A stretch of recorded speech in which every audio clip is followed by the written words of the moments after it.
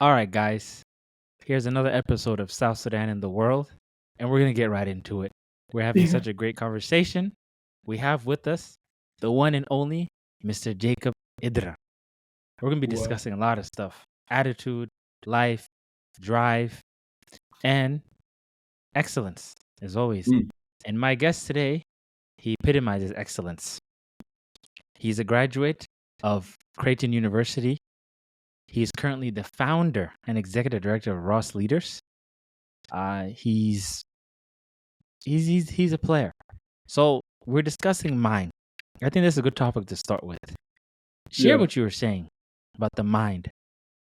yeah, man. I mean, I was explaining because that I love and I really get inspired by the stuff that you're doing, and in our conversations, it always comes back to mindset as the difference, you know. Mhm, And when you start to find out that internally is where the battle is when things start getting fun. And when you start mhm, to look in the mirror and say, okay, every decision that I make is going to impact what my future is going to become, is when you start to become really aware of everything that you do from the time you wake up to the time that you go to sleep. So, as I was mhm, sharing with you, it was just as of recent where someone was explaining to me, and it was a pastor. I'm listening to his sermon, and he says, you have your spirit, you have your body, and then you have your soul. mhm, Encompassed in your soul is the psyche, you know.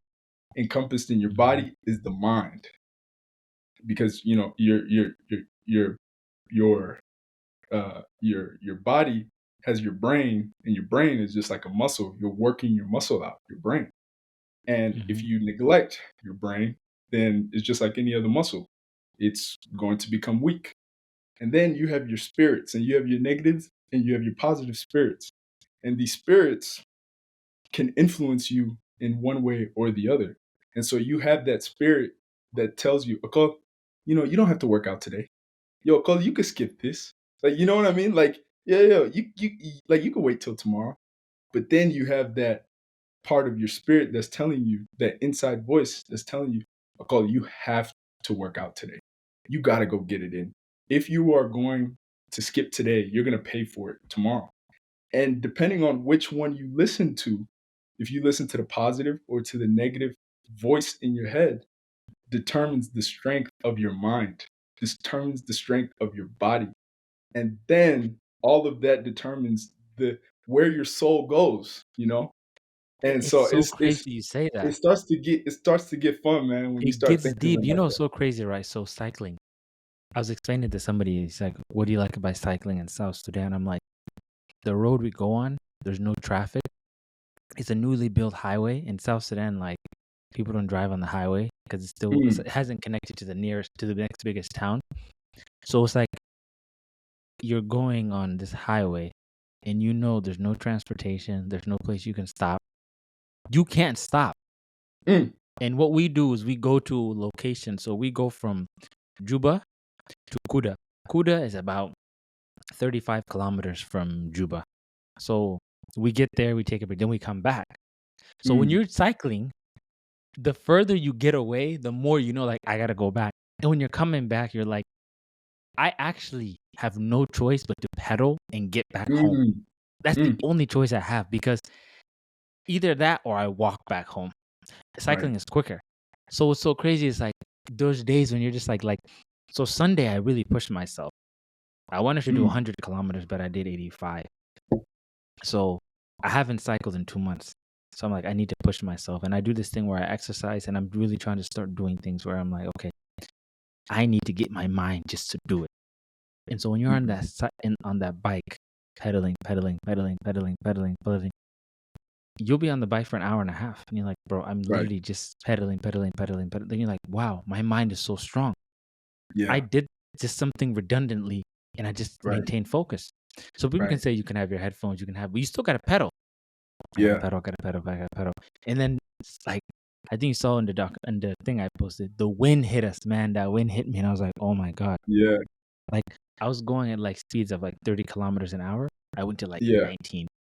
And I'm like, I'm pedaling, pedaling, pedaling. And what I do also, I have like speed metrics I gotta meet in my mind because I have like Mm, the Samsung Health. So it's like, mhm, oh, I gotta so it'll be like, oh, this kilometer you went 28 kilometers an hour. I'm like, okay, I need to maintain between 27 to 30. If I go below that, that's another mindset thing. So mm, when I first started, every time I gotta get better. So I look at what's my average speed this week. Next week I gotta do, if it's even point one, I gotta do better. You mm. start to realize like I can do something if I just put my mind to it. You get to the point where, Anything. when you start doing something, when you don't want to do it and you just do it because you force yourself to do it, you're like, man, Facts. that's a whole nother realm. Right, And you're like, right. whoa, it's like a weird energy you tap into. Just like, I Yeah, don't care how you feel, get up and go do it. right, right. And it's fighting yourself. It's you against you. You know, like Yeah. when like when we were growing up. Of course, we played basketball. We played team sports. You know, Hmm. and one of my point guards growing up, he played golf, and Hmm. I'd always be like, "Yo, John, like this is not a sport." You know, you guys are just so out there hitting the ball. Like, who are you going against? It's just you against you. Like, this is not a sport. And then John was like, okay, Jacob, like spring of senior year, he's like, come and play golf. And man, Nicole, I went out there and I played golf. And then I was like, wow, this is really a sport. And it's a sport of the mind. It's a sport of the Yeah. mind. Basketball, a lot of times, it's not until after you stop playing basketball for a while that you understand how much of a how much the mental piece of basketball plays to winning games. But when Hmm. you play golf, every swing is mental. Every swing. You don't have a choice. Every Everything swing mental. is mental. Your last swing determines your next swing. And it's just all a mental game. So if you keep thinking, "Oh man, like I had a bad swing," then okay, you're going to go into that next swing and you're going to have a bad swing. You have to completely clear that shot out of your head, whether it's a good swing, whether it's a bad swing. So the mental game is really a fun game once you start to realize it, and And once you it's start a to step. game that I feel like people don't, as you get older, you start to really realize that what makes the greats is not their talents. Yeah, they have that. But at some point, you realize, like, when you watch the NFL or the NBA or anything, they all are Mm, about the same level of talent. See what I mean? You can jump mm, high, you can shoot the ball, you can play defense, but then it's like mm. the attitude just separates you. Yes. Like, I always tell people, like, LeBron James has been doing what he's doing at a high level for Yeah. 20 years. Right. Like, when LeBron James was drafted in the NBA, I was Yeah. 8, and I'm Damn. 28 now, and he's like, Wow. God, I so was 4. so I think about them like, that means basically you have to be great, you have to be doing Yeah. it at such a high level, but also a long time. So it's like when all these young guys always, when you get some fame at a young age, you're like, but the greats consistency, the greats, like you want to get to the point, Jacob, when you're like 50 or 60s to have catalogs of work that you've done. Mm, Like, I did this, I did that. Like, we love people like, mm, yeah, I did this. You look at Tom Brady. Tom Brady mhm. drafted in 2000. He retired this year. He was Yeah. drafted in the year 2000. That's the Yeah. year that I came to America. Okay, that's all mental. That's what And he separates them. retired It's in like when 2020. So, like, 22 years is like our adult years.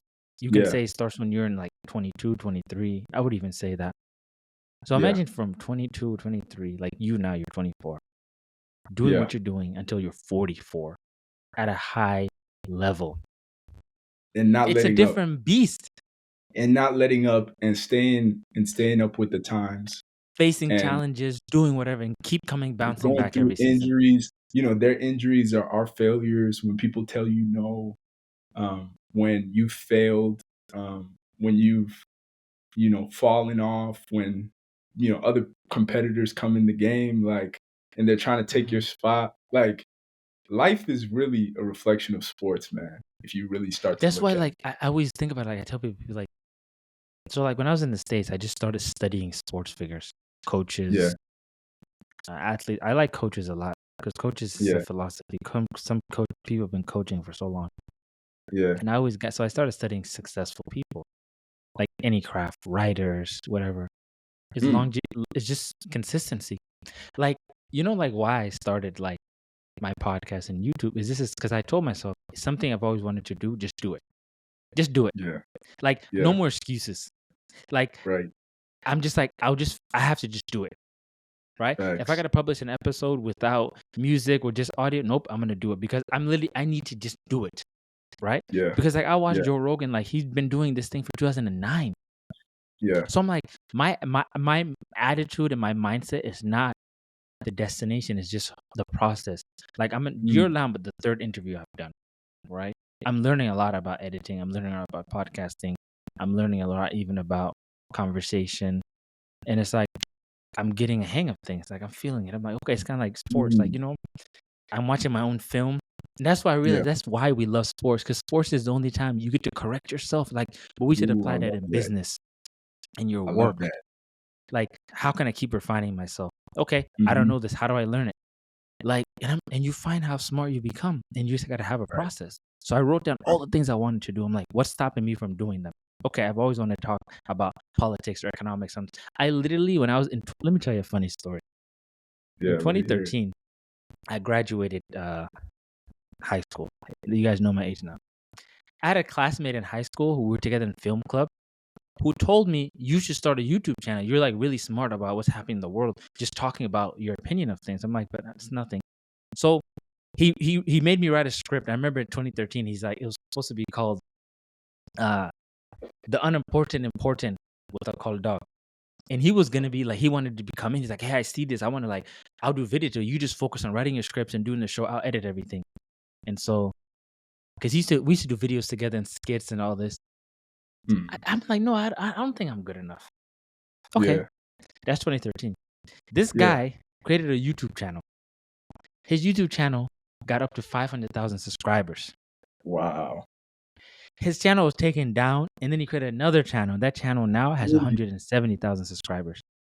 So I'm Wow. like, because he believed in himself. I Yeah. just like, but imagine, like, I tell myself, imagine in 2013, you just said, I'm going to upload one video a Yeah. week talking Yeah. about what's happening around the world. Right. In 10 years. Right. And the guy who's telling me to do it is like, you have some talent, and he went and honed his talent, and he's Yeah. thriving. So Yeah. let me like, do you feel like sometimes you sell yourself short like that? And that's what got me. Like, I sell myself short. Like, there's instances where I'm scared to apply for something. I'm scared to apply for a project. I'm scared to do something Mm. because I think I get rejected. Do it and get rejected. Mm. Like, I reflect, and it's like, that's what drives me now, is that you sold yourself short for so long. It stops now. Yeah. Yeah. I like that. And I'd be lying if I told you that I do sell myself short, because I did at one point, but I don't Mhm. anymore. And what I Yes. mean by that is, like, when I was in high school, I had an opportunity to apply to any college that I wanted to. I was a fairly good student. Um, uh, you know, and I think if I would have applied to more high level schools, that I would have probably got in. And everything happened the way it did for a reason. But I felt like I was telling myself and comparing myself to maybe some of my peers who, I went to a pretty um, highly competitive college preparatory school. And I had some brilliant classmates. Uh, and maybe I was comparing myself to them too much instead of seeing the value that I brought, because Yes. there were Yeah. some other spaces where I brought more value than they could. My skill sets were higher than theirs. And there's some spaces where their skill sets were higher than mine. And in today's world, you want a workspace that is very diverse in thought and very diverse in skill set. And so the analysts at your workplace may not do as well as the person who could develop relationships. And both of them Hmm. are just as impactful to the deal that you make, you know? And so if I would have recognized that early on, then I would have probably applied to a lot of those schools, but then after I did, I had great mentors, man. And my mentors, I think, were able to instill, and also my experiences, like in playing basketball and experiencing failure and experiencing injury, and all that, just and experiencing death as well at such an early age that I was like, what's the worst that could happen? I could fail, And so even in college, like, I was pretty confident in my abilities. I knew what I was good at. I knew what I wasn't good at. And even, after graduating college and applying for different positions, which ultimately I decided that I was going to start my own organization. But that all came from having the confidence in me that I could learn just about anything that I put my mind to. And so, and killing, and it's still in the process of killing that self doubt, that spirit in your head that's telling you, yo, Jacob, you can't do this. Hey, this is too big to accomplish. But now I understand the process of, starting something new, of learning it. And, back to like when I was in high school, I had a biology teacher and I struggled in biology. I just, the sciences just were never my thing. And he used to always say, um, you're coming to school to learn how to learn. And I took that with me. I didn't really understand it as a freshman in bio or a senior in anatomy. But that's life. Is you're just learning how to learn. You know what I mean? If you can really perfect that process or work towards perfecting the process of learning how to learn, then you could accomplish just anything you want to in your life. And I really believe that. Like you've probably heard this 1,000 times, like all the buildings that we see, all the skyscrapers that we see, they were once not there. Someone had to Somebody built envision them. somebody before they built, okay, before they put, you know, a Somebody had to machine and vision stuff like, down, I want it like this. I want it before like they that. started to dig, they had a vision. And we all have visions. But the difference is the people who believe in their vision and the people who take action and say, okay, I'm going to make this vision a reality. And all the things we're talking about, mindset, um, being persistent, having discipline, these are the people who ultimately build the buildings. It's because they had those type of traits. And it's so interesting. And like, and I'm getting into this where I've expanded my frame of thinking to like 5 years, 10 years, longer. Like recently, I think you saw Charlie Munger died. Um, Mm-hmm. Rest in peace. I love Charlie Munger. It really, Mm-hmm. I love reading his stuff. So he's been at the same company in his position for 47 years, right? So Warren Mm-hmm. Buffett became a millionaire. He was 50. Mm-hmm. Or or Mm-hmm. billionaire? He was 50. Yeah. So like, let me look at that. When did? So he actually originally came there when like he he wasn't an owner of the company. He was a Mm-hmm. lawyer and he went through a lot in his life when he was 28. He was divorced and then his son died. And he died at like 99. So I always think like that long-term mindset keeps you Man. sane. And you know what's so crazy? Success is boring. Like if you were to look at LeBron or Jordan or Tom Brady's or any great schedule, it's a pretty Mm-hmm. boring schedule. Train, eat healthy. It's not Yeah. exciting, Yeah. but you got to do that for a long time. I mean, you have LeBron like sitting courtside eating like snacks and stuff because Yeah. he's on a mission. It's like success is boring, Yeah. but also success is for outcasts. You're an outcast. Mm. Like I can't pull up with y'all like this. I got things to do. I have a vision. Um, Gotta and make you're certain like, sacrifices. you got to make sacrifice, and it's like some of the sacrifices is I won't have a lot of time for things. It's And okay. success, success is boring, and success happens in the dark. You It know, happens in the it dark. happens Yes. in the dark. Like, and people sometimes are afraid of the dark. And one of the things that I always say to my kids and to my students that I coach, and even to my peers, is you have to go through the dark in order to see the light. Like you have to. Yes. This is biblical. You know what I'm saying? And the light wouldn't exist without the dark. You know, like the sky wouldn't exist without grass. So we got to start from somewhere. You know what I'm saying? And I think the people who are willing to embrace that early are the people who will one day see success. And we won't ever see the end of our success because we will continue to succeed and reach new heights and reach new limits.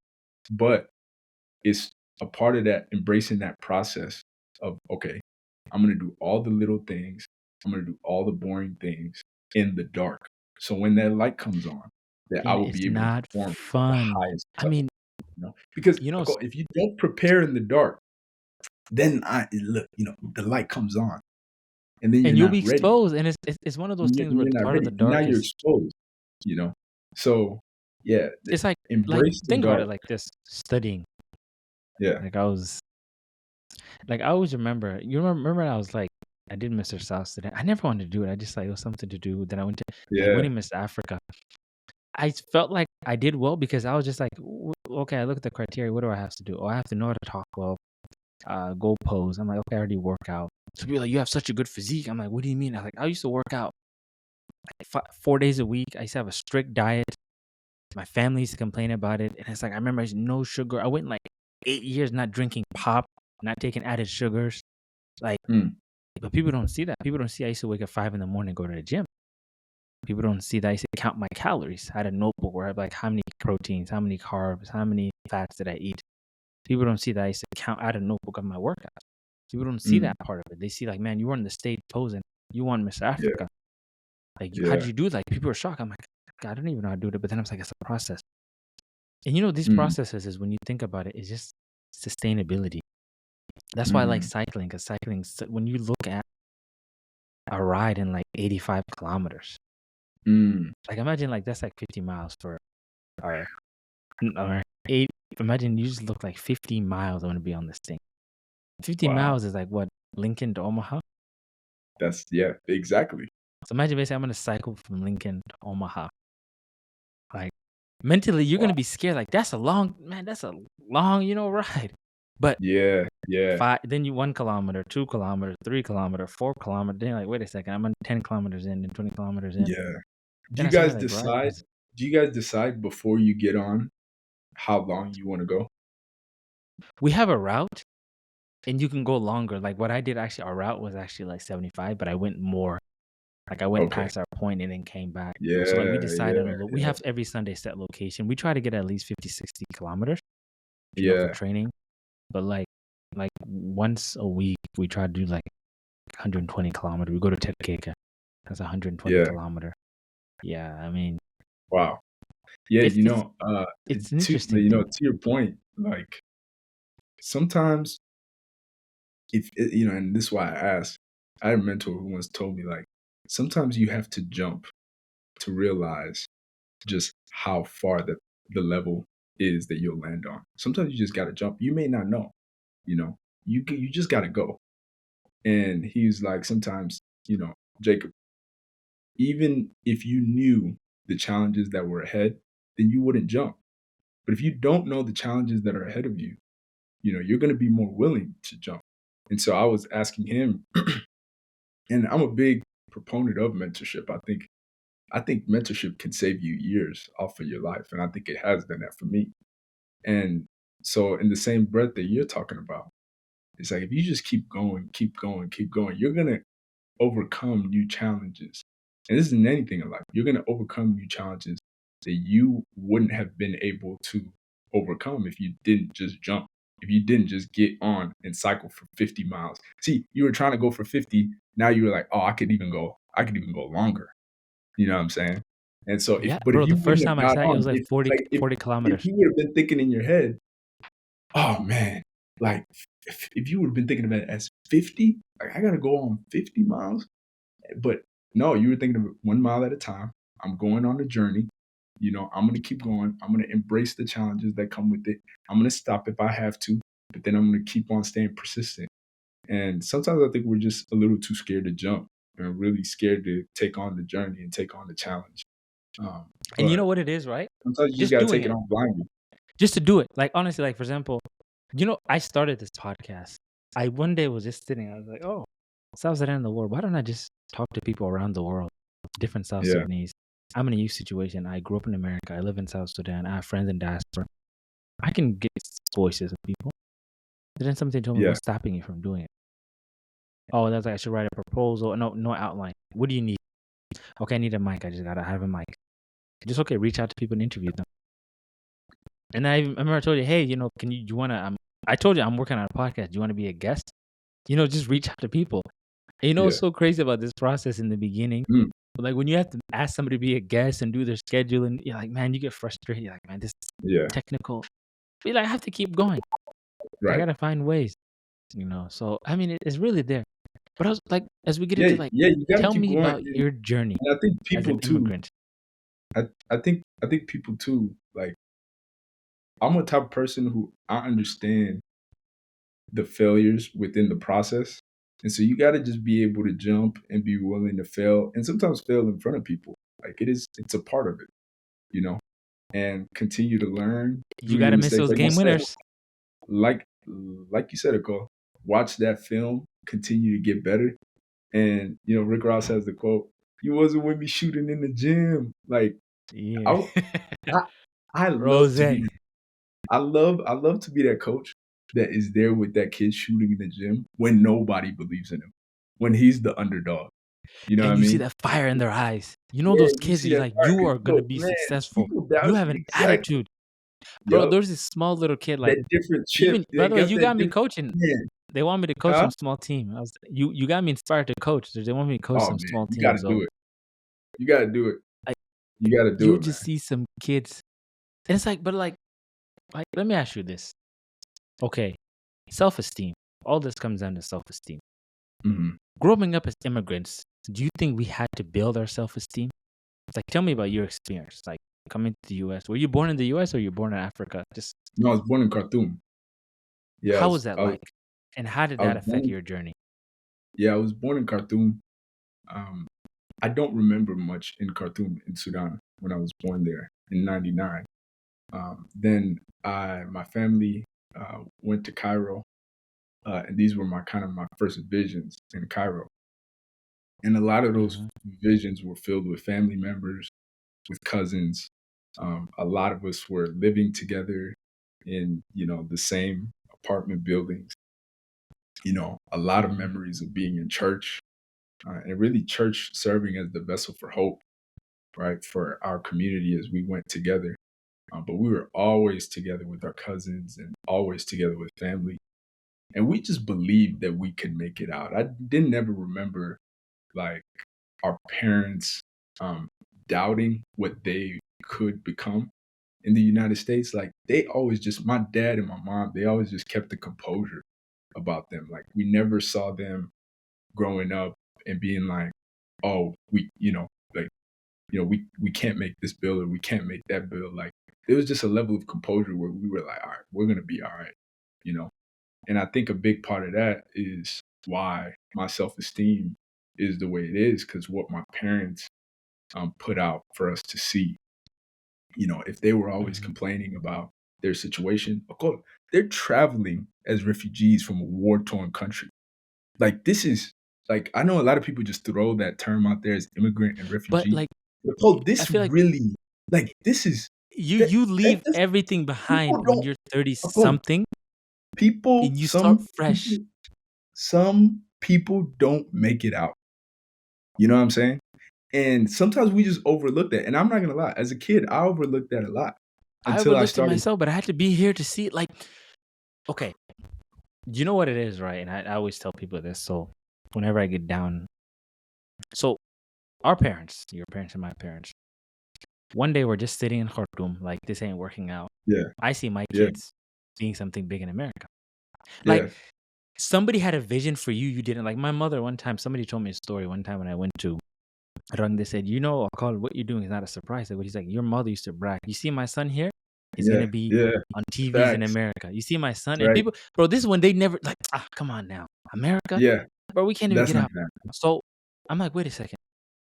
Vision is what made me what I am because somebody decided one day, like, let me get my kids, leave everything I have behind. Go Mhm. to, I think you went to Cairo, right? Go to Cairo Right. and then go to America. Let me just go to America and guess what? our parents worked whatever they want to do. Like the vision is the kids. So Right.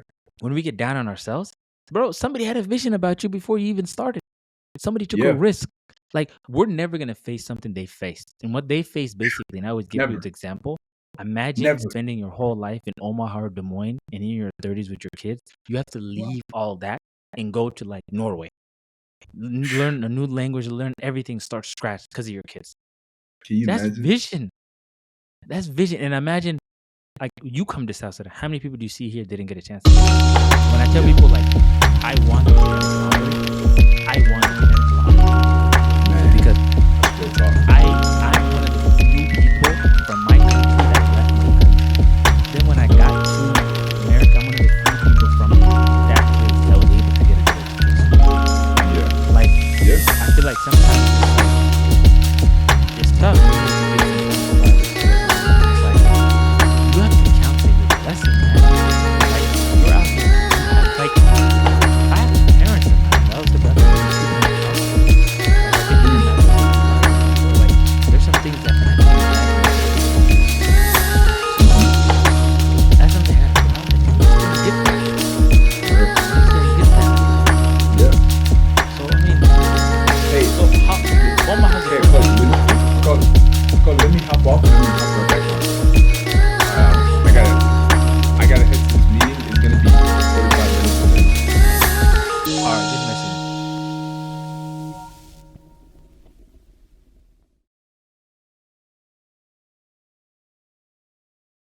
Okay, we're back.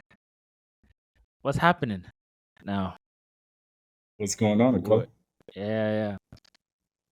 So you were discussing how hard it is. People don't understand how hard it is Mm, for like families. Like I was thinking about that, like changing your whole life, going to a whole nother yeah. place, knowing nothing, especially being an immigrant and black. I mean, Mm, that's a challenge.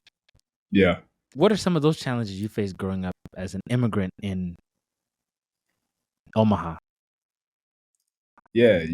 Omaha is a really unique place in that we really set the tone, I think, for the South Sudanese community, not only in the United States, but also globally. Um, everybody knows and, puts Omaha with the South Sudanese community. It goes hand in hand.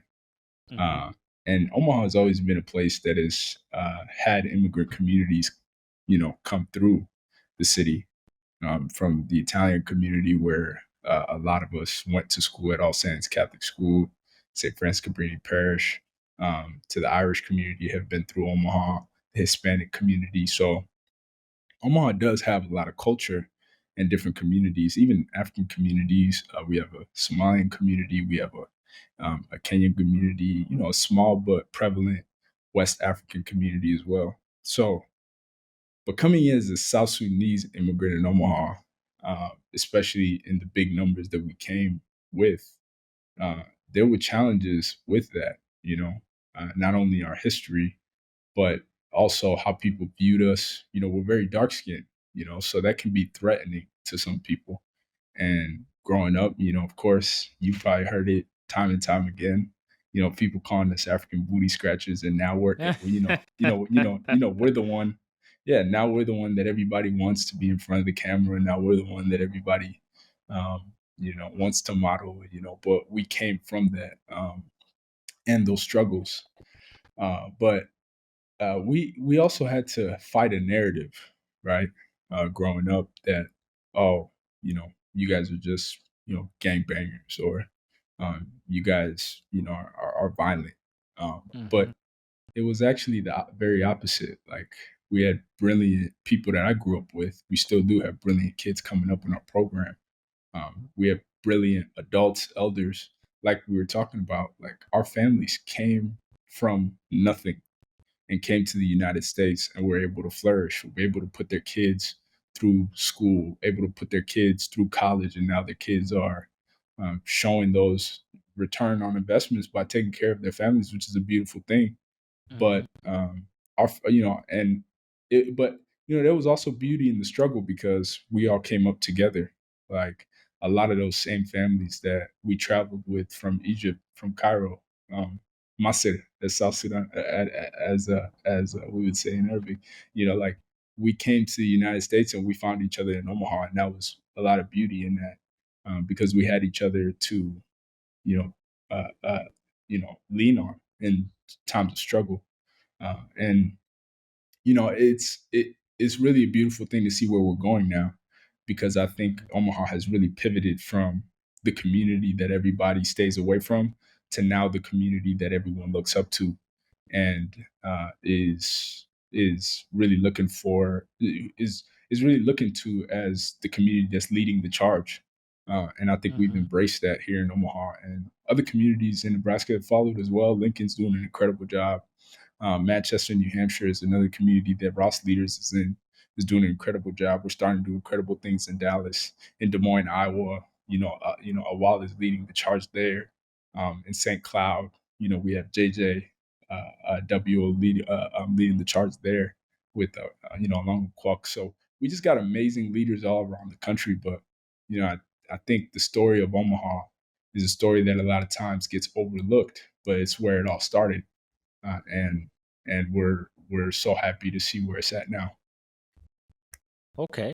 So I mean, I can deduce that because I want to understand how. So your upbringing really navigated and guided what you do now at Ross Leaders, Mm. right? And so you talked about your childhood, university. We got into that. But what really made you want to do Ross Leaders? I mean, something unique. What inspired you to do that? Yeah, Carl. It was, really a vision that I believed in. Um, like I said, when we were growing up, a lot of people look down on us. And I always, as a competitor, I'm like, we're just as good as anybody else, as if not better, And so I wanted the kids that were coming up to have that same kind of mentality, not only when they were in the, on the basketball floor, but when they're in the classroom, now when they're in the professional world, like to be able to believe that, you can be the very best at what you want to do. But then also in just recognizing and being honest with where our community was, we weren't headed towards the right trajectory at the point in which, when we started Ross, we weren't going the right direction. There were, I think, a lot of barriers that we had in front of us in which we didn't have the right resources to overcome. And so, in creating Ross, this was the platform in which we would be able to, you know, come together. We'd be able to unite amidst all the division that our community had, whether that had been from back home or whether that had been from people separating when they got here to the United States. We were able to bring our communities together. And there's also other South Sudanese communities in Omaha and organizations that were also doing that same thing. And so it was a Hmm. beautiful thing of all of us as young people recognizing exactly the challenges that we had and how to get ahead of those challenges, having the Hmm. vision to say, okay, if we're able to create these programs for our youth of today, then tomorrow we will see them pay off. And today, this is what we see is that investment of time, of resources that we made into our kids, when they were seventh and eighth graders. We're seeing that times two today because now there's more kids who want to be like those positive role models in which our kids have become. Today, over 50 students in college. We have countless Division 1 basketball players, Division 2 basketball players, JUCO players, and not only that, but also students who are achieving at very high levels in their fields of study, and students who are receiving full ride scholarships and mentors who are continuing to pave the way for them. So it's a really positive thing and a powerful thing that's happening in our communities across the country, that really needs to now be highlighted because we've seen all the negative things come out about South Sudan. We've seen the narrative Hmm. that they've written on us. We've seen the stories, and the victors have written those stories. Now it's time for us to write that own story. You know, our own story, because now we're in a place where we're starting to be the victors ourselves. So um we got to start writing our own story. Okay, we need to start writing our own story. I like that. So, kind of just give us a rundown of Ross Leaders. So, What do you do? What are some of your programs? And what are some of the things that your deliverables and your goals that you've achieved and the goals you want to achieve? Yeah. So Ross leaders, we specifically do four different things for our youth. And when we started Ross, and we were kind of in this round table, me and several other leaders from our community started it. Me, Edward Chang, Agoka Rope, when we were sitting there, we're talking about, and Sam Laurel and Sam Idra, and we're all talking about where we want to see our community going. We stepped back and we said, okay, what is going to bring our community together? And, with all the war and division that our families were facing, this was kind of trickling here to the United States. And in our community in Omaha, people weren't getting together as often. Families, were kind of getting separated because all of our churches would close. And this is where everybody would gather every Sunday. Why were Everyone, they you, closed? it was just different things. You know, the the Catholic diocese here were just closing the churches that we were going to. Um, I can't get into the specifics of why, just because I don't know the details. But unfortunately, they were just being closed from St. Patrick's to ICC. So we were being moved and moved, and now we're sitting here in 2018, and our community rarely gets together. So we stepped back. We asked ourselves, how can we unite our community again? And we were like, it's going to happen through the kids. And number one, we don't have kids, so we can't say what's going to unite the parents necessarily, but we do have younger brothers, younger sisters, younger cousins that we mentor, and we know what they're going to be facing moving on in their journey and in their life because we experience those things. So we said, okay, what? But although we don't have kids, what do we know that all of our parents want for us? And there's basically, it comes down to four things. One, every parent wants their kid to be educated.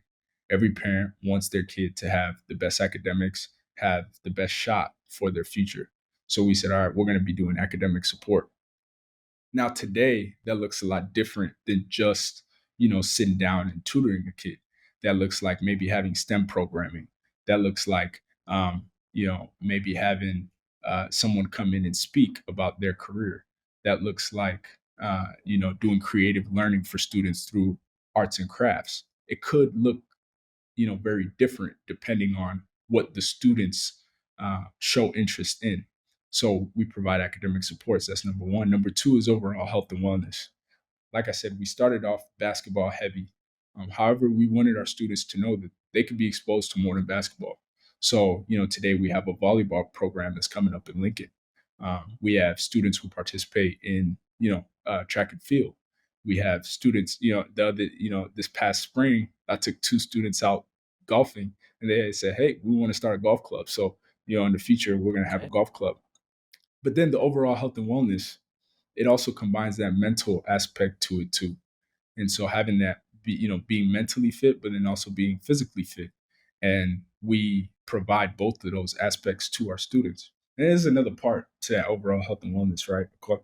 Is when you are an athlete and you're able to be in that position to where your coach is constantly pushing you and your coach is being hard on you and your coach comes in day after day after day and shows their consistency and care for you.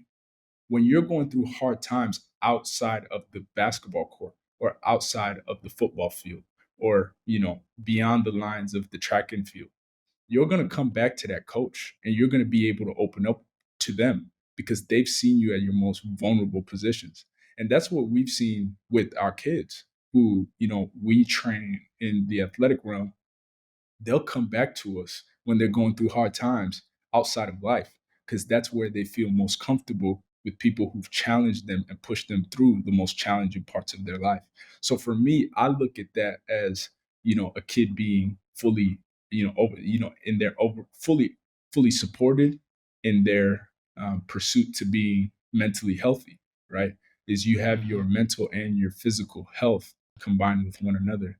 And then we create these spaces for students to open up to us as, their mentors. But then we also open up to our students about hard times that we go through. And then this creates a conversation where everyone feels comfortable, not forced to have these tough conversations on mental health. So that's our second thing. The third thing is cultural engagement. I call it, most of our kids are being born here in the United States. And so they are going to be facing different challenges than we faced. As you know, we were born in South Sudan. We came over to the United States, and although we were young, a lot of what our families went through were passed to us. Although we don't necessarily remember it, we went through it. We were those kids that were put on their backs as they were running. We were those kids that they brought with them over to the United States. And when they were in high pressure situations, we felt that. We are that. So when our parents talk about it, it's not too far removed from us. And when we go back to South Sudan, we see it and we're like, wow, all those things that our parents were saying were real, you know.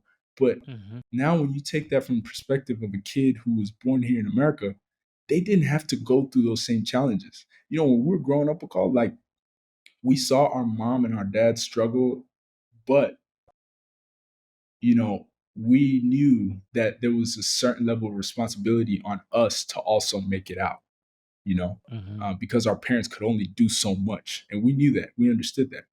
Now, kids in America, their challenges are different. Their parents are in a position now where they can give them more. And that's a beautiful thing.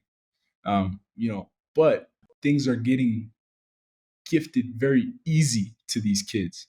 And there's a level of entitlement that comes with that. But now this is where Ross comes in and we check that, right? Like we challenge our kids, we challenge our adults to think differently about how these kids are growing up here in America. And when we feel that our kids are, acting entitled, we let them know, hey, don't forget where you came from. Don't forget our culture. Don't forget our values. And I think our kids accept that better than most may think because they keep coming back, right? And Mhm. I think they want that level of accountability and they want to keep their culture and they want to keep those South Sudanese values.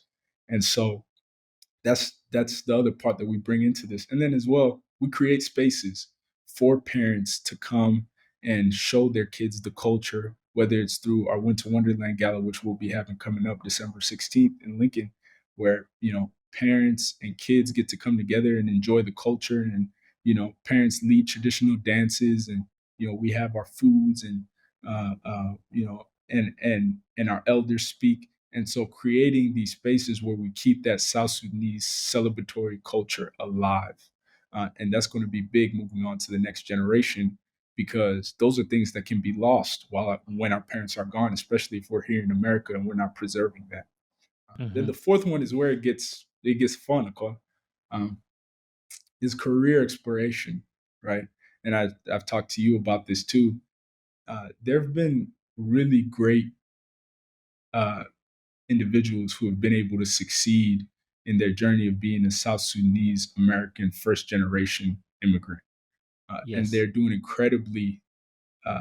They're performing incredibly well in their specific fields. However, there's no link between them and the younger generation coming up, because a lot of times there's an amount of sacrifice that you have to make in order to Mhm. pursue your own career endeavors. And so what we want to do at Ross is be the bridge to that person who is doing tremendous in their own field, and connect them with that student who also has interest in that similar field. And so that looks like matching up, you know, uh, a young lady or a young man who's really interested in law. We have incredible lawyers throughout the country who are excelling in that field, and so connecting them, with those lawyers. Yourself, someone who's in business, international business in South Sudan, I'd love to connect you with some of our young men and our young women who are entrepreneurial in their endeavors, and in their interests. So, and also whether that be the health field as well, incredible South Sudanese figures who are uh, accomplishing in that field, and all fields really.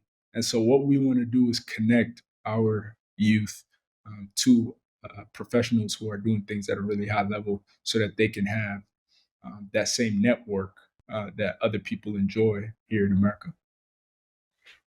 Wow. It's really inspiring. Yeah. I really like the multi-layered approach to the Ross leaders, particularly of identifying that it's not just enough to help somebody get into college. Let's say you education, you want to help somebody prepare an ACT, SAT, college application. Excellent. They get into college. They're going to need support to get through college. Once they're out of college, I mean, this is going to be a 3-4 year experience. They don't know what they want to do. Some are going to go to graduate school, law school, medical school, pharmacy school, etc.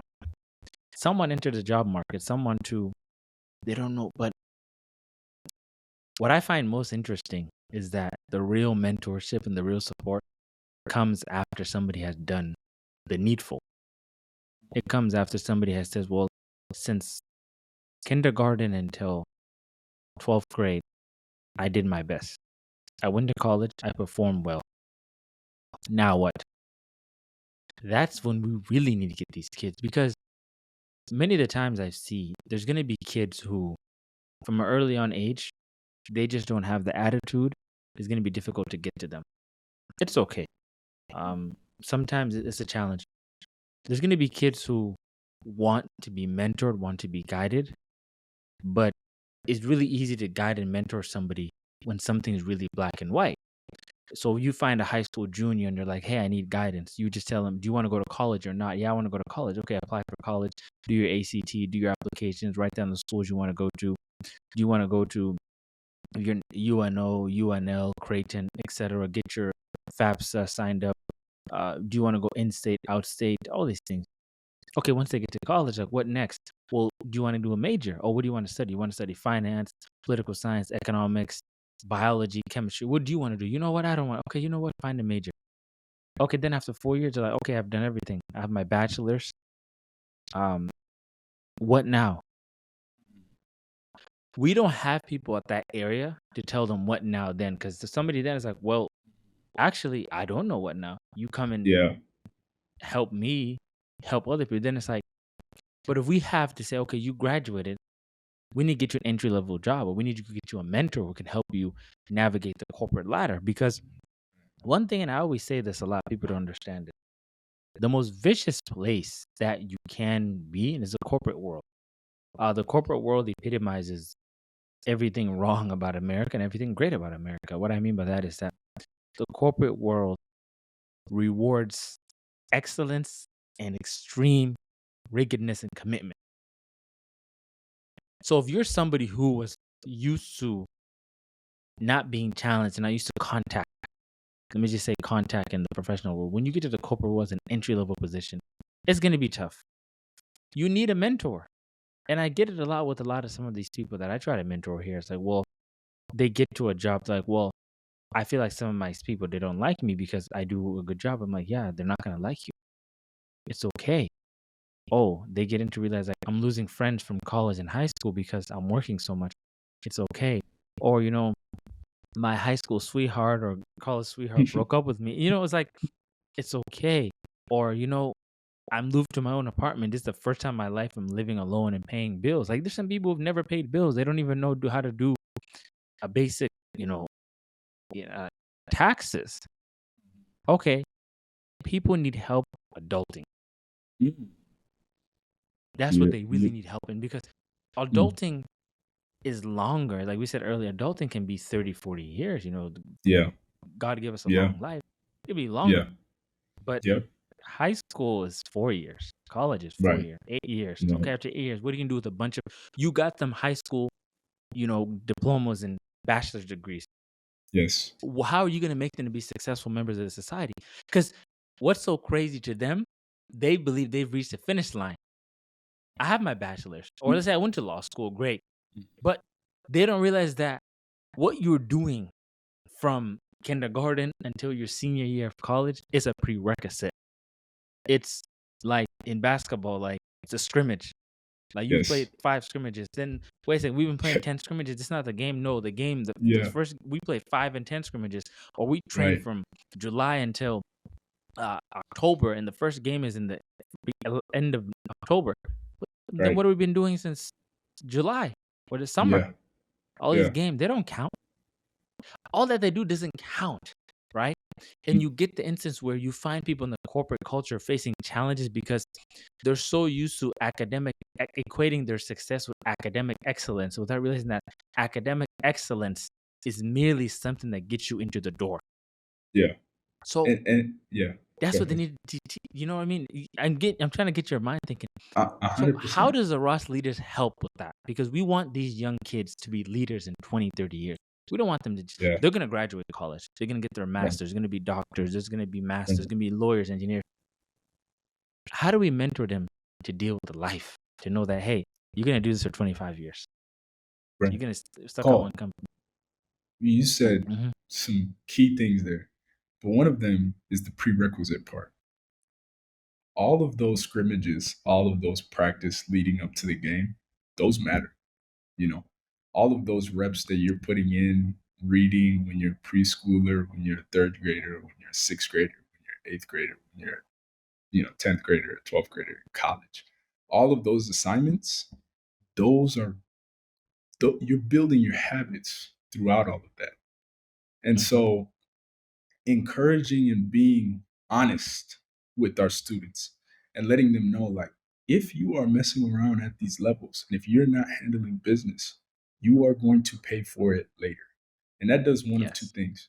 Number one, it's being honest with them, so hopefully, they get alerted and make changes. Number two, if they don't, they still have hope for the future because someone put that seed in them at a very early age. Hmm. Someone let them know, hey, these are the realities of the world. And that's one of the things I tell a lot of people, like, especially as I'm mentoring students and I'm doing community work. People just aren't honest with kids. Okay. And we They're pay for not. it in society. We pay for it in society, and then everyone wants to complain about it later. And it's because you're just not being honest with these kids. You have to be honest. And the kids can accept the truth. A kid They're is ready only going for to it. be able 100%. A student is only going to learn what you teach them, you know? And, we like languages, right? We speak three languages. We learned all these languages when we were young. God, think Yeah. about how hard it is to learn a language when you're an adult versus when you're a kid. When you're a kid, And your brain is forming, these ideas are starting to, become a part of your life, a part of your journey. And if you don't learn them when you're a kid, then it's a lot harder to learn them when you're an adult. And that's the biggest reason. What people ask, Jacob, why would you name a mentoring and youth program Ross Leaders after a country? And I get it. It's a weird thing. It's different, right? But it it's not weird. starts It's when ambitious, but it's it yeah, starts yeah. there. Look, it starts when they're kids. And this is how we have to train our kids is, hey, look, yeah, we have other areas where we can have fun and we'll explore other opportunities that you could potentially, turn into a profession. Don't get me wrong. Like we'll go to we just have other opportunities for our kids to, engage in. But we're training them to become serious about their craft and whatever they choose to do. So whether that be, you want to explore creative arts, okay, bet. Like we have one of the best artists in Omaha and probably around the country, well-renowned artist who comes and teaches our kids art. You know, we have professional athletes, if our kids are really interested in taking sports seriously, who come back and give feedback to our kids. We have people from professional industries, law, business, etc., who come back and give our kids their experience because kids can take it, they can learn it if you're willing to teach it. And there's another point about, and I don't want to forget this, about what you said about first generation and learning things for the very first time.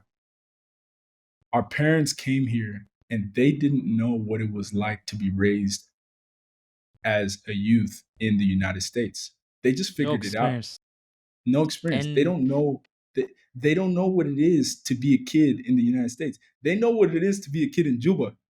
They yeah. they Or know even what the it village. like. Yeah, in the village, right? And what happens in the village, Okol? It's It's so different. you're raising the kids together. You know, like you have, if you do something wrong, our parents probably told us the story 100 times. If you did something wrong and someone caught you on the road, you're You're gonna get a getting whooping whipped. there. Yeah. You're gonna get a whooping at your cousin's house, at your uncle's house, all the way until you get home. I don't even know how this news traveled.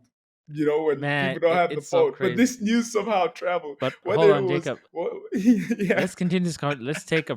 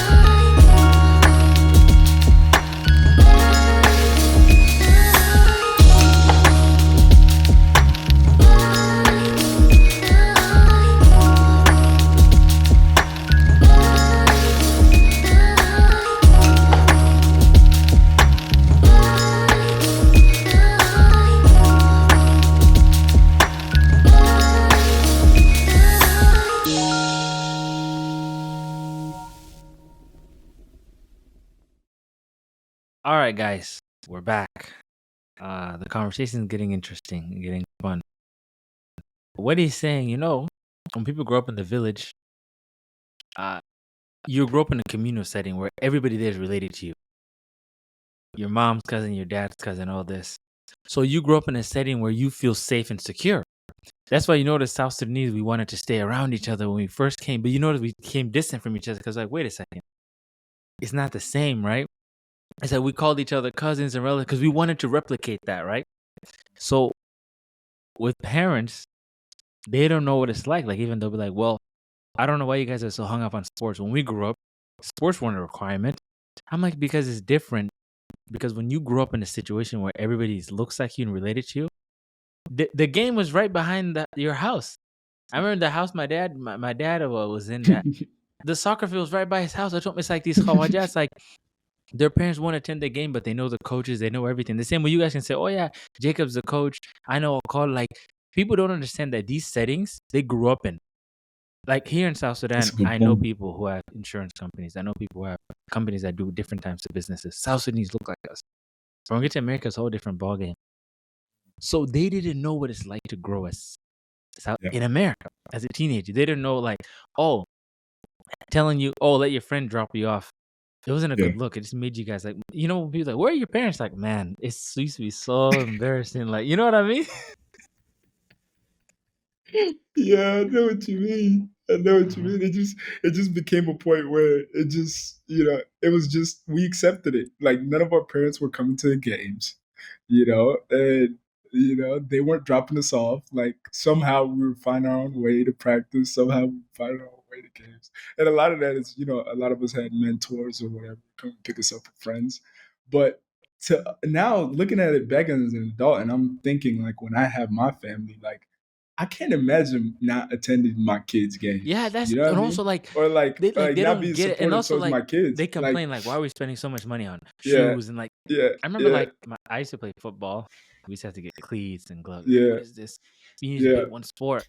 So I'm like, damn, like, so like you yeah. think like, man, I can't ask them for basketball shoes and No, football you cleats. can't. So this is You what I'm gonna can't. do this year. Yeah. I'm gonna use my football cleats for last year, and then I'm gonna Uh-huh. get back new basketball shoes. Yeah. But like, But you know what, Akol? I will say too, that creates a different kind of chip on your shoulder when you're growing up and you don't have necessarily the same support as maybe your competitor. It gives you an edge. Although you have less, it does give you an edge. Like I it gives you remember a big time edge. Akol, our games when we were coming up, especially when it was all of us as far like we grew up with, man, we were 40 deep sometimes. And when we grew up with, we had one team where it was all South Sudanese players, like at our school team. Like it was all South Wow. Sudanese players. Some of the best times. One of my friends Oh, just sent me a mashallah. picture of it. He just sent me a picture of it today. And Nicole, we had such a chip on our shoulder, man. When we came in and we had the same shoes that we were wearing from outside, or that one shoe that we got during the year, and the guy across had these brand new Copies on. You know what I'm saying? Like Yeah. we would smack those teams by 30. You know what I'm saying? Like we just had that kind of edge because we we knew our parents couldn't support us, and we didn't hold that against them. Instead, we We just went couldn't. harder. And as a matter of fact, the call it kind of helped us because it wasn't like our Man, it parents were made you chirping at us. Like these other players, their parents are yelling at them yeah, you didn't do this, from Billy. the Yeah, da, da, stands. da, It's all like this. we didn't have all that. We were just focused on winning Bro, the and you know, game. like You know, it's when kind your of an parents do advantage. come, they'll be on the phone outside talking. They're like, "What Yeah, is this?" You know, they're not. Asma, Hey, Haji it's David then. You know, they're yo, like, "Anan di mo, I call. I'm you know, telling I'm you. going to this Yep, person's." yep, yep.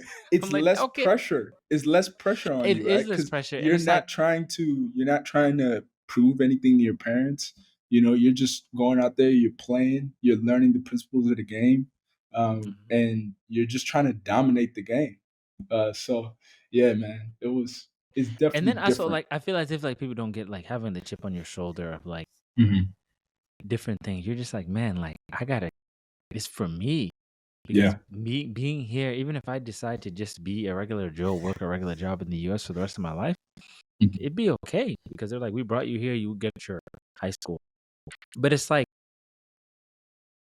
the most dangerous I would say we're gonna become is our generation, like our kids, because like we have that chip and then we also like there's emotional intelligence that we know how to deal with the kids, also what they're going through in school.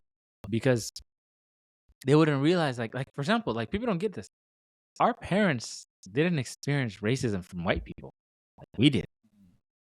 Like these are people they would go to Khartoum, yes, but like they would stay in their area. So when you tell them, yeah, these white people are racist, what do you mean? What do you mean? Like, what do you mean racist? Explain to Man, me. Akon, Like they they don't like me because experience I'm a black. different man. They see to that. This is one of the things for our parents. When something affects you, it's physical. You It's know, physical. like it's physical. Like it's either you getting whooped or you getting somebody throwing a rock at you in Cairo. You know, like Yeah, it's physical. They don't understand all this. psychological. And Yeah. Oh, and what they're they the ones who called used to you? be like, Wait. fight They called back. you a what? They're like you're gonna wait. You're gonna get thrown off because somebody called you a name. Think of all the names I called you growing up. You know, like and you're gonna get in your feelings because somebody else is calling you a name. So our parents aren't even phased by a lot And of they're the like, things. man, y'all And some yeah, soft. And but you know yeah, what's so crazy? And it's like I think about it more and more. Africans, we have such thick skin because it's man. like I remember like just thinking about it. I remember there was a time I was having a conversation with an African and some, Africa versus African Americans. And then one Mm, African guy said to African American, he's like, you don't get where we come from, dude. Like, we come from a place where some of our people have taken up arms to protect ourselves. Like, we've gone to war because we believe in something. Like, it's a different breed out here. And it's like, mm. our families, the stuff that they've gone through, that they witnessed, ain't no joke. It ain't no joke. It's real. And it's like I feel like one of the reasons that we came to the US is that my dad used to work in the underground cells of the SPLM and SPLA. So he used to like hold secret meetings, translate documents that was brought by those guys of John Gutting in the area, and like his life was in danger. And then his brother and then my grandpa's like, you need to get out of there. So like imagine that, like you like, and that's the cause that you believe in, you know? So, And so yeah, like people don't get that. and Like that's why it's like our parents, they have that hunger and they have that high tolerance of bullshit. Like I remember one yeah, time I asked my yeah, dad, he's like, yeah, so what? Somebody's yeah, gonna call me yeah, nigger, yeah, but he's gonna yeah. pay me $20 an hour.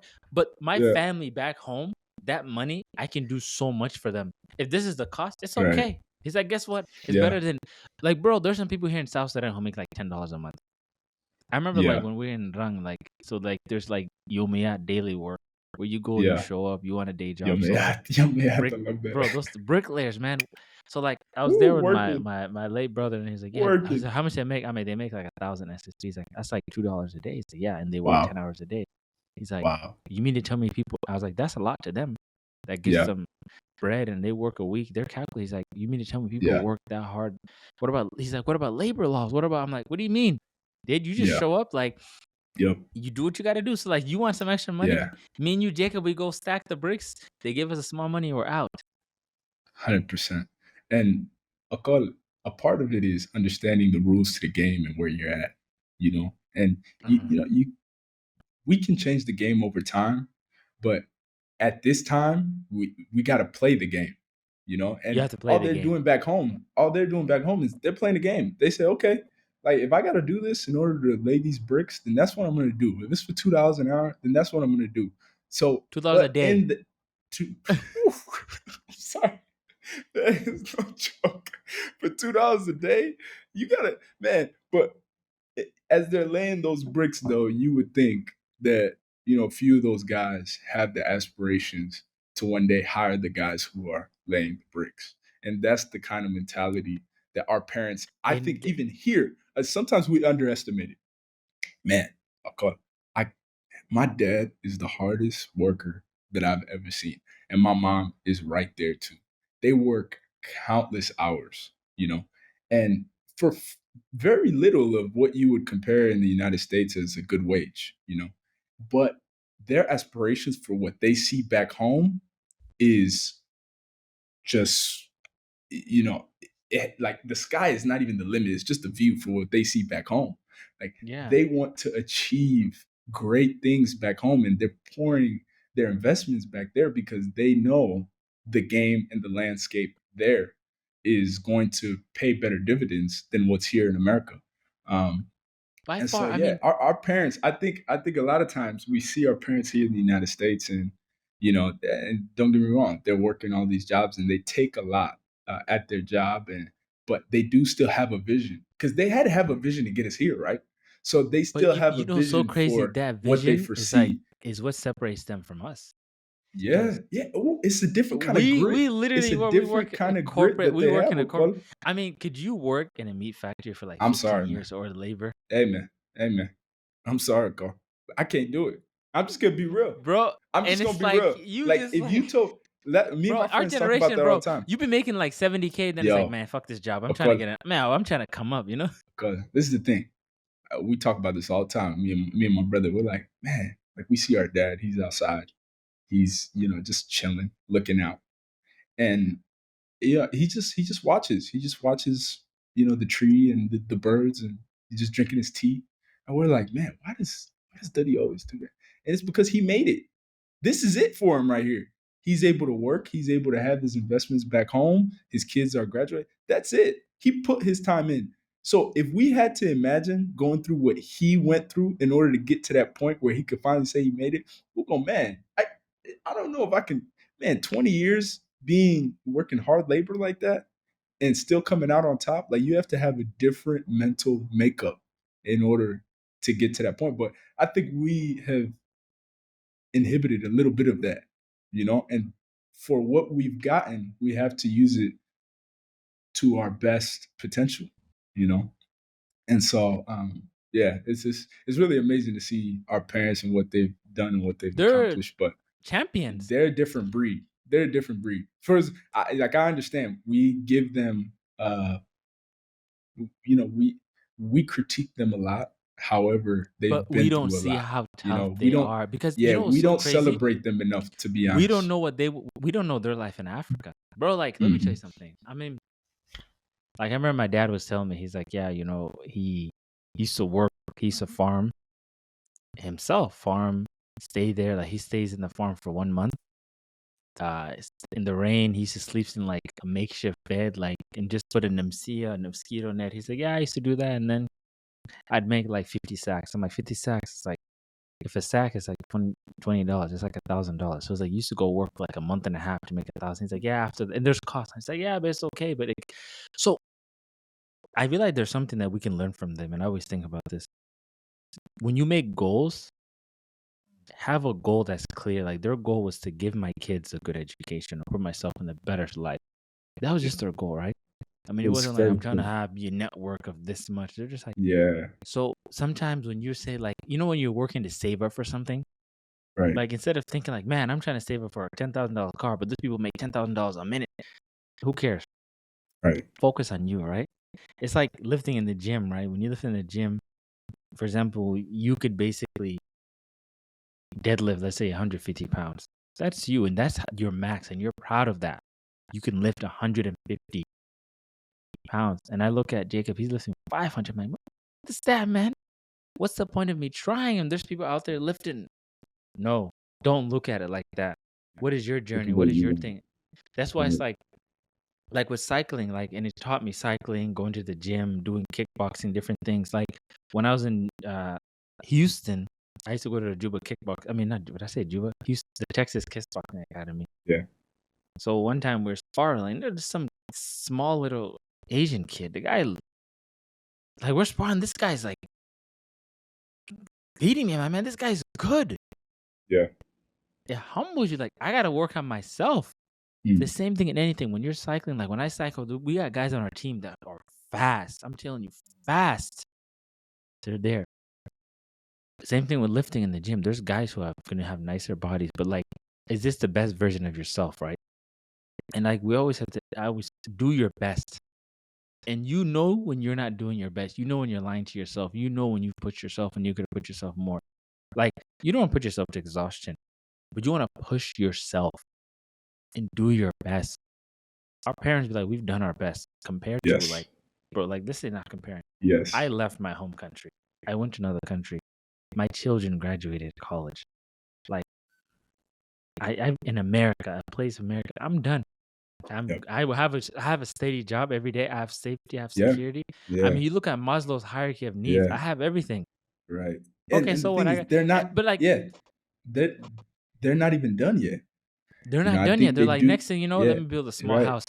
And what I Yeah. Let me realized build a about like, small house. Let me. and this is Yeah. why like I Let me always tell people invest. Yep. this: modesty is really important. And it's like I'm a big Hmm. proponent of the Stoics. Like just have a small house, simple things.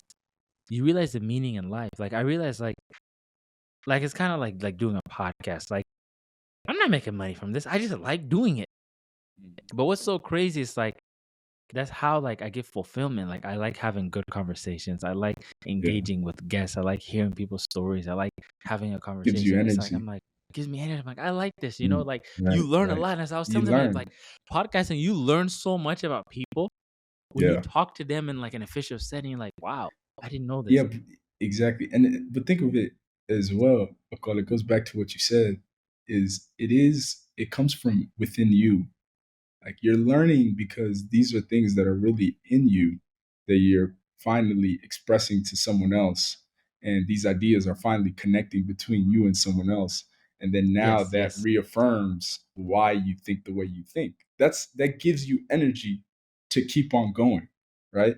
And yeah, just in the same way that our parents, like they have this tunnel vision type mentality of these are my goals. I'm going to do whatever I have to do to accomplish these goals. And when I get there, I'm going to even excel even more beyond what I have imagined for myself when I started. And they're just great to look at and see that and use them as an example for that. But yeah, there's a lot of things, there's a lot of issues in our community. Don't get me wrong.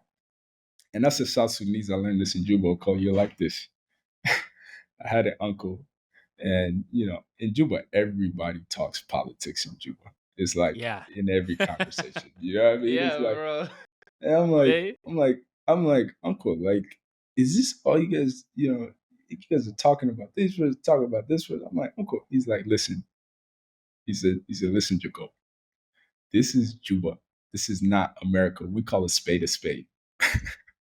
And yes. he's saying some things that I'm like, these are questionable things. But he's like, look, we just call a spade a spade. This is just how we do it here.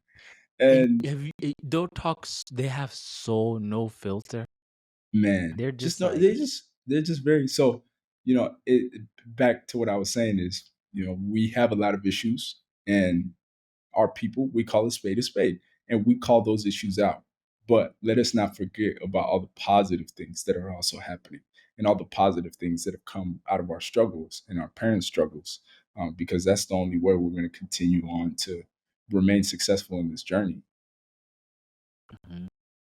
And that's the thing. Yeah. Part of it is kind of like when you look at it. There's so many things people don't understand. Is that one thing that our parents look at? There's a trade off. People feel like, okay, if you stayed in South Sudan, I could have been a big politician, had a big position, become a businessman, become very wealthy. But then somebody's like, but the best thing I've done is my kids. They can do that. They can Mm, go to South Sudan. There's a guy who was I was talking to. He was basically really resentful. He's like, oh, I should have stayed in South Sudan. Some of my people I'm with now they're ministers, they're governors, and they're really powerful, and I'm like, but you did something like it's a trade off, and I feel like people that's another aspect people don't think about. Like, how many of your father's colleagues and friends were in South Sudan, and then they did business, and they're in America. Like people are like, why are you in America? And it's like, but it's okay, my kids. It's a vision. It's turning that down. But then also it's like, and they say in Juba we call it state a state. Another thing is that people when they talk about politics, because they own it. People hear like, man, we're trying to like conspire to bring this guy's the mayor, bring this guy's the governor, bring this Yeah. guy the position of power. Everybody's sitting down, always like moving. But like, Yeah. cause you become a mover and a shaker there. Cause Yeah. think about it for us, you're always gonna be around movers and shakers. They're always gonna be talking about moves. What's happening here? Let's align here. Let's Yeah. do this. Let's do that. Let's Yeah. do this. And Let's play Juba's the a game. small place. They could Such a small you can place. make a lot of things happen. You can make a lot of things. And it's like I always tell people, like, when you come to South Sudan here, it's like you want like you're here. We're in our country, we're the elites here. Like it's easy That's for right. you to access a governor, to access a minister, to Mm. access leadership, to get involved in these different things. It's not difficult. Mm. So it's like Mm. you're moving and shaking. That's what you're like, man. Why did all these guys talk about politics? I mean, because they're always moving and shaking. They're like, man, this guy, man, he's messing up our stuff, man. He needs to go Yeah. home. We're not happy with this, Mm. this guy. We need to move to do this and do that. Mm. In America, we haven't reached that point. Like America, people don't need to have access to the governor. Like my governor, I was talking to him earlier today. Like, hey, you need to do this. You should do that. Yeah, okay, I'll call you. It's like talk to different people. I complain. Hey, you guys need to be doing this. Okay, I'll call. We Yeah, I get it. love Yeah, that. I And I'm love always that. complaining about you guys. I'm like, you guys need to just give me the job and let me show you how it's done. Like you just talk to them, they laugh. But it's like I hear you. when I see that here, I'm like, how come in there I don't have like I look on my phone, I can tell Mhm. you I've have like a phone of honorable people, like a lot of people. But in America, do I have that list? Can I call a congressman, a senator can I Yeah. show up at his house? It's like, yo, what's up? You know, There's this you know issue I what want I to call it? discuss with you.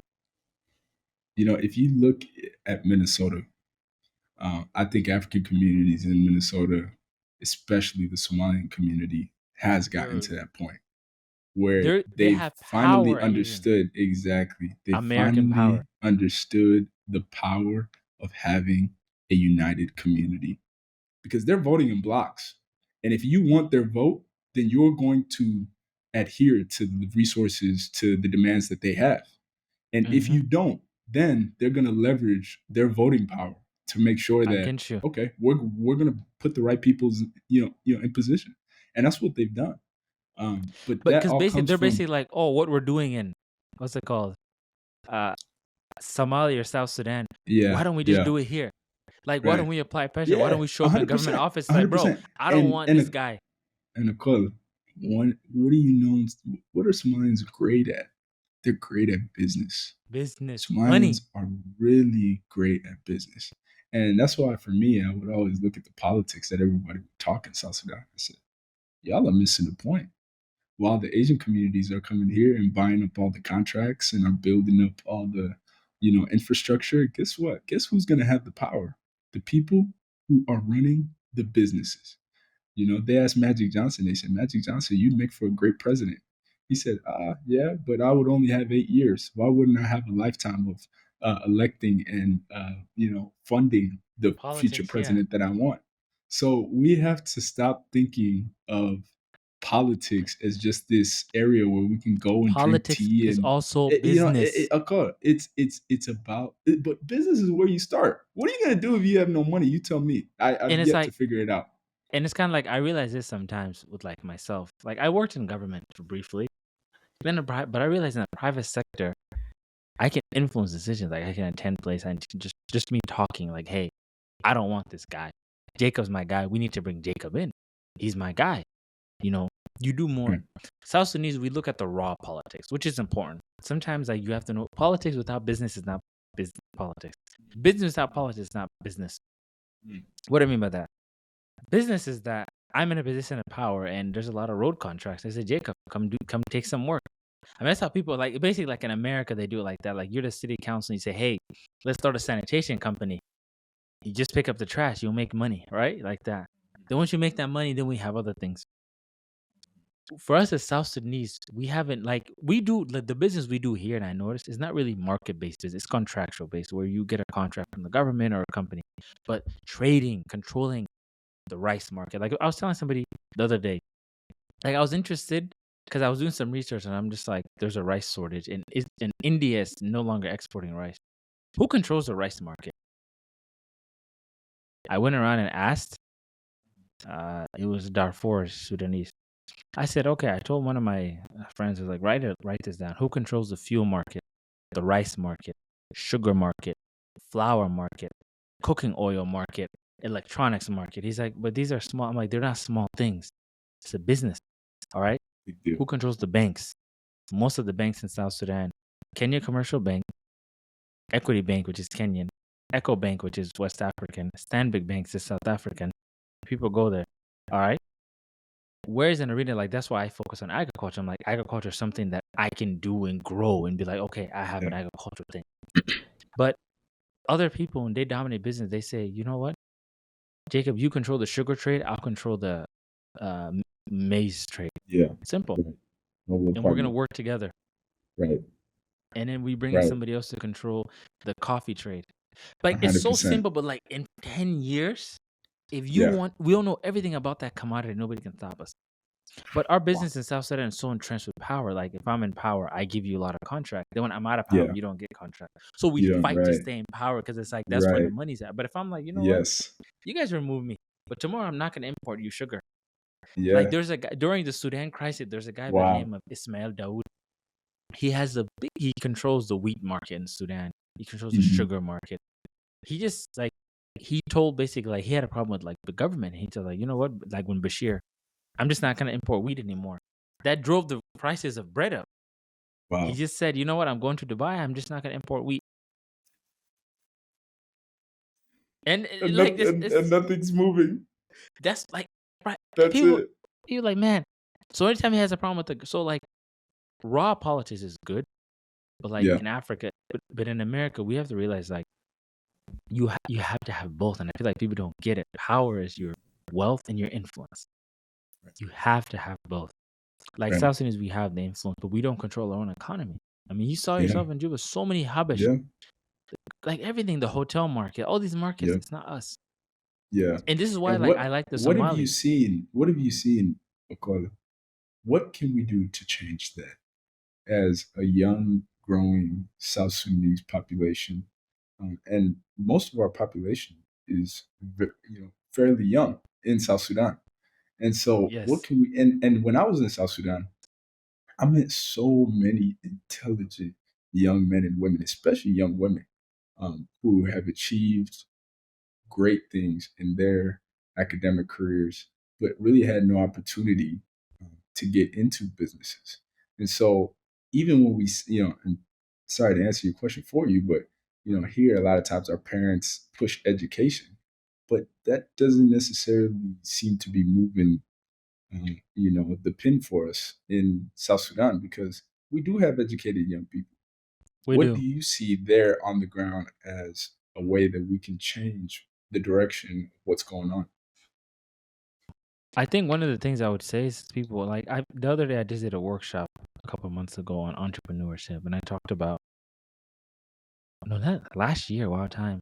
So I spoke at the South Sudan Association of Young Entrepreneurs. They invited me to be a guest speaker of their anniversary, and so I said something. I'm like, you guys have to understand something that's very dangerous. College graduates without jobs. All these graduates every year graduating, but where are they going to work? If we don't create jobs, we're going to be a problem. And we're a country that values education. Like Jacob has 3 masters, he has 4 bachelors, he has a PhD. Good job. Yeah, But he's yeah, going to go end up having to go work at a farm because he has to feed his family. right. We need entrepreneurs. Entrepreneurship is where the real money's at. That's where the real power is at. But if we continue to sell this narrative that if you're educated, you're okay. Like we said, like it's a prerequisite. So yeah, you have a master's, but then now what? Can you Yeah, get a job? What skills do you have? Do you understand the business market? And so like in my field, like in this just like a business consulting, like I'll get sometimes like I'll do like an internship program for somebody, and it's like I'm like, you don't have real skills. Like you studied, for example, a field that's good, but do you know practically, like for example, like you study finance, but like, do you know what the financial needs of a company are?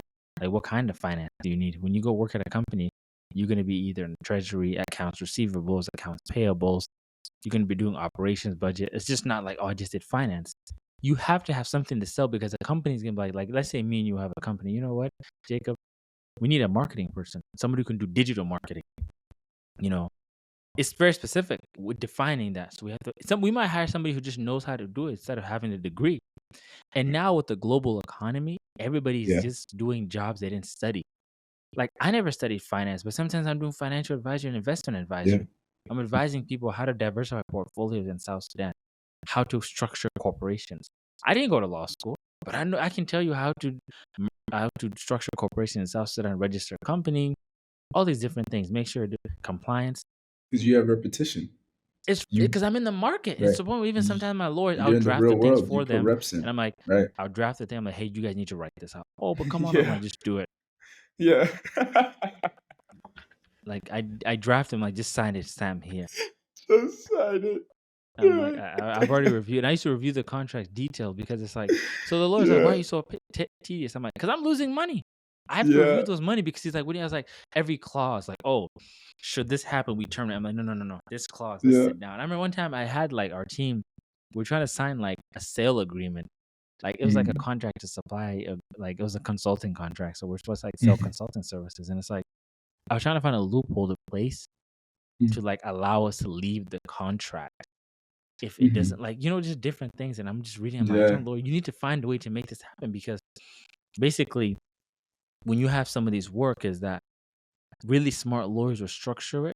It's like, let me give you an example. Mhm. When you find like like a coach, like look at the coach of Texas A&M, his contraction, his lawyers are so smart. He's gonna get paid for 5 years. Really smart teams will be like, look, we're gonna pay you in performance.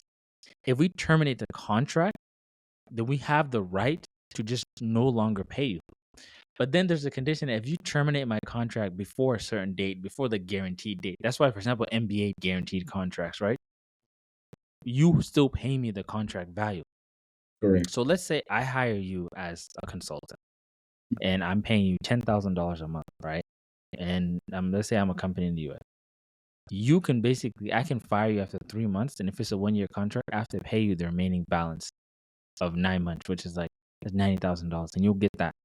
People scam it. So I remember I used to study this because I would see other companies let go people, but still have to pay them. I'm like, damn. Then what's the Yeah. point? Because you Yep. let go somebody because of a financial decision. So number Mhm. one, you're gonna hire somebody in Jacob's place, still pay Right. Jacob and pay that person. You've increased your, your what's it called? Your revenues. Your overhead Yeah. is higher now. Mhm. I'm getting into business. This is good. So those are Yes. things that like people don't, you get what I mean? Like you get it when you're Right. there. Like you experience it like, okay, Right. we need to be careful how we sign these agreements. Or I'm gonna hire you as an at will, Yeah. and every month is renewable. And so every month I Right. have the right to decide if I want to fire you. And it's harsh, Right. but it's a Right. protection of the company because I gotta protect my Yeah. business. See, and there's a certain amount of risk that you had to weigh before you start to get it in this. Mhm, And part of that risk is learning, failing, right? mhm, Time and time again, and probably sometimes losing money, where you had to get in the game and you had to experience these things for yourself to where now you're telling your lawyers, like, hey, I have to review this because I'm losing money on it, you know? yeah. And so I think a part of that too, like people have fear in that, they're like, I'd rather be comfortable with just being in my theoretical space of learning. And unfortunately, in South Sudan, it's not like you can just go to a corporation where you can go and work 20 years like we can here in the United States. Mhm. And a lot of that is because, yeah, sure, people want to, probably a lot of people in corporate America that want to start their own business.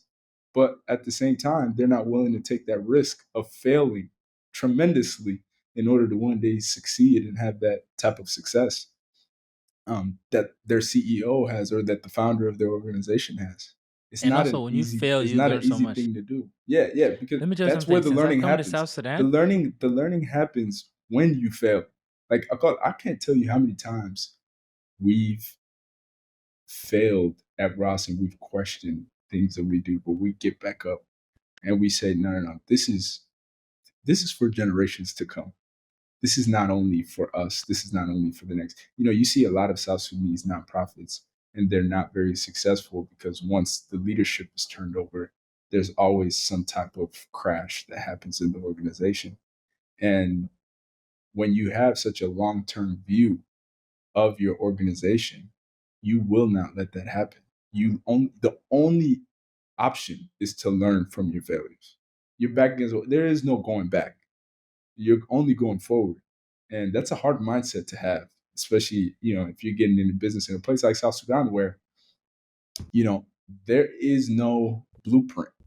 Or is Hmm. there? Maybe you can answer me that for me. There is no blueprint. It seems like the reason why a lot of outside businesses are coming in is because they're like, oh, we have this experience in our country and we're able to just bring it here. And right now we And need it's more so risk takers simple. in South Sudan Let me tell you to, something. With that, like yeah. me, I've started as an entrepreneur. Sometimes I've started like 3, 4 projects that failed within the last two, Mhm, 3 years. mhm, Failed. Like I had one that was just bankrupt, and I had to just let people go, and it's like, yeah, it's like I had wanted to do a project, and I had to raise some money for it, and it's like, and then in the middle, my financier is having issues with their board, and it's like they just stopped funding me. I'm like, oh my goodness. So I'm like, okay, well, I have all these assets. What do I do with it? And I had to rent, so I'm just like, bro, I'm just gonna let you guys go and then just work from home. That's part of the business. Like I've done, man, I just failing it, and I learned so much. The next time, I'm like, let me do this. There's no blueprint in South Sudan because we don't have a business culture. Many yeah. people, okay, there's two types of businesses. I mean, not you have your contractual business where you get a contract and you provide this goods or service to a bank, to a company. Like me, my consulting work, like I, in the market. Then there's you're selling a good to the open market, retail and wholesale. The Somalis, the Kenyans, Ugandans, Sudanese, they just like, wait, we did this in our country. Yeah, Let's just go there, we set did up a this. This is supermarket, and right. just sell stuff. I Yeah. mean, think about it like this, right? Look at the biggest companies in America. It's very simple business model. What is Walmart? Walmart is just selling you retail company. Yeah. Amazon is an online retail company. Yeah. Uh, Microsoft is just a software company. It sells Yeah. software. That's how it started. Mm, yep. Like there's no company has some convoluted, esoteric, complex business model. It's a really very like what does Berkshire Hathaway do? It just buys shares in companies it believes are going to be worth something and then waits to get its ROI. Nothing. There's nothing new under the sun. There's Nothing nothing is new under new the under sun. the sun. And that's why, even though we don't have a blueprint, we do have an Mm, opportunity because we can create the blueprint, right? mhm. Like, and I think we have to take that very seriously as South Sudanese, but both, in the diaspora and back home. Is like, how could we collaborate and use both what we've learned here and the experience that our brothers and sisters have on the ground in South Sudan to start creating real wealth for not only our own countrymen, but for the future of our South Sudanese here in America and in South Sudan. And I think that's when we're going to start seeing some real special happening. And I think it's going to start happening. Like, this is the point now, because we've been here in the United States 20, 30 years. And a lot of our parents are now going back home to where they're like, okay, how can I start investing back home? And hopefully this we continue to see South Sudan as a country grow, and I think soon, we're on the cusp of our country really taking off. Yeah. And I think many people just have to see it's an attitude and we just have to like I said, everything's a verb. We just have to keep doing it and do it and you learn as the way I mean it's basic basketball. Watch your film. You can learn so much from film study. You're like, oh yeah, I didn't make that good play, you know. Yeah, And we're it's like we're gonna make mistakes along the way, and you and have to learn it. Yeah. it is a part of it. But we got to keep a positive mindset through it all, Yeah. because yeah, like they asked Warren Buffett, like, how have you become so successful? And I don't agree with this, but he says a lot of it is luck. The time that he was born and where the United States market was, and where he was born. him being born in the United States. You could have been born, and he could have been born anywhere else in the world, and he would not have gotten the opportunity that he's got. But look at what we have now. We have a country that's 12 years old. We are at our infancy stage as a country. This is Imagine great opportunity for to make us investments as South Sudanese to make investments in our own country. Well, hey, Akol, if other people are seeing it as an opportunity, why don't we? because we don't think about it like that. We don't think in terms of how commercial minded. Like many South Sudanese are political minded. I want a position, but people they don't Yeah, see that the politics. Like even the people in power, they don't see like, oh, selling sugar, yeah. me, Well, yeah. like. Akol, But I will say this too. Sorry to cut you off, but mhm, just because there is politics involved in it, if you are giving jobs to people, if you are creating businesses, if you are creating opportunities, this is going to put the right pressure on the politicians to kind of say, oh, okay, we need to get this together because you don't want to disrupt a thriving economy where now your citizens are saying, "Oh, okay, we made the turn. This is our new normal. This is our new norm for what we want in South Sudan." We have to keep pushing that, although it does not exist right now. We have to keep pushing that, and that's what we have to envision. Imagine right now, Akon, you will never see. Let's just say, hopefully, we never see it. In America, can you imagine if there was war on America's land? Like, no, they would not allow that to happen. Why? Because our new norm is freedom. Our new norm is economic opportunity. We have to think of our new norm in South Sudan being that. And people have to see themselves as, okay, like if we want to see real change in the politics of South Sudan and in the government, well, yes, they have the responsibility to at least create the foundation and the infrastructure for people to do mhm. business. But we have to put pressure as well and continue to drive positivity so that they have no option but to keep peace in the country. I think that's so true. And it's like, because I want to wrap it up. Let me ask you this, right? You say that in America there's a new norm where it's not in their interest to create havoc, create nonsense. Yeah. Right. I always said that when there's an ownership aspect to it, it's different. Mm, And hmm. so I was having a conversation with somebody, and basically that person was talking about the need to wage war sometimes. And I told him it's really not that deep. So I told him I don't think anybody should be allowed to wage war without having, you know, assets. He's like, what do you mean? I was like, you can be on Facebook instigating conflict, instigating drama, but when you have assets, when you have investments, you won't be like that because you're like, if It's a conflict little different happens, now. it's a You little got like, skin man, in look, the game.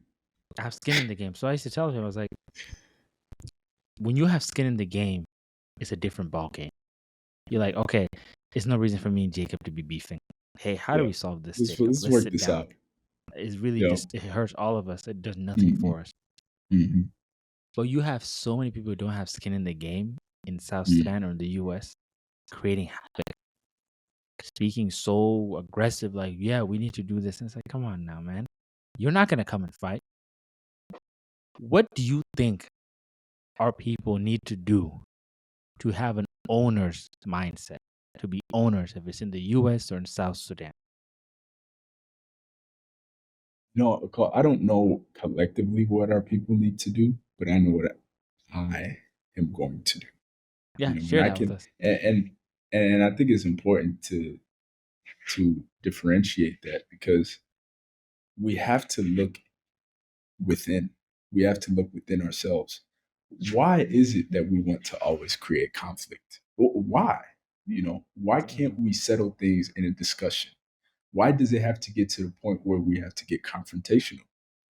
And that's a personal thing that everyone needs to look within themselves and go, oh man, this is a personal problem that I have, or trauma that I have from my past that I need to unpack.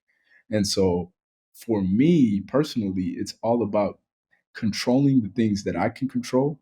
And I think collectively, if we all control the things that we can control, we will move on and have a better future. But if we keep trying to have an input on what everyone else's situation is, then we're going to continue to be in the position that we're in South Sudan. And it's unfortunate, and especially in what we've seen in South Sudan, and all the wars that we've been through and all the blood that have been shed. That's a lot. That's a lot of trauma that our people have gone through. Don't get me Indeed, wrong, it and that is. should not and that should not be dismissed. But we have to be looking forward into a better future for us all collectively. No matter where you're from in South Sudan, we have to look forward and say, okay, in the next 20, in the next 30 years, where do we want to see our kids and our kids' kids and our kids' kids' kids? What position do we want to see them in? And the decisions that we make today, personally and collectively as a community, is going to determine that. It is going to determine that 100%. So Mhm. before you engage in conflict, this would be my message: is think about that. you know, think about this decision you're making influencing your great great grandchildren, because it will. You know, in some way, shape, or form, it will determine their futures. And if you're okay with that decision that you're making, whether if it's you know it results in conflict or not, then okay, you can live with that. So yeah, I think we gotta have to address it on an individual basis, Mhm. and control what we can control in order for our country collectively and move forward.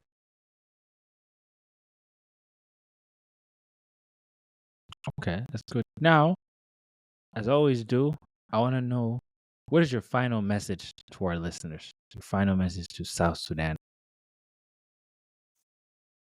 One Yeah, message that you I have. think my final